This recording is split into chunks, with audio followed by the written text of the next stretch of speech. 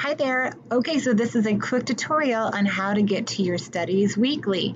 So we're going to come over here. Yours might be in a different place. Remember, our icons are located alphabetically. So you're going to click on Studies Weekly, and when you do that, it's going to open up and it's going to show you something like this. You may have to log in, but it should hopefully already have you logged in. And if you do have to log in, it's the same way that you would log in with anything else, with your student ID and your password.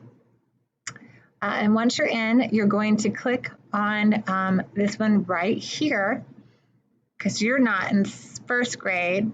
Nope, you're in second grade. So this one says welcome to second grade. So you will click right here and you'll go right into this activity.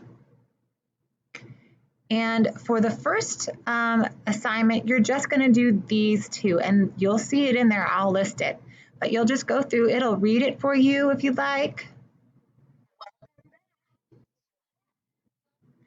And once you're done, it'll have some questions and some matching up. So that is it. It is very easy. I think you're really going to enjoy it. And as always, if you have any questions, message me. We'll talk with you soon, friends.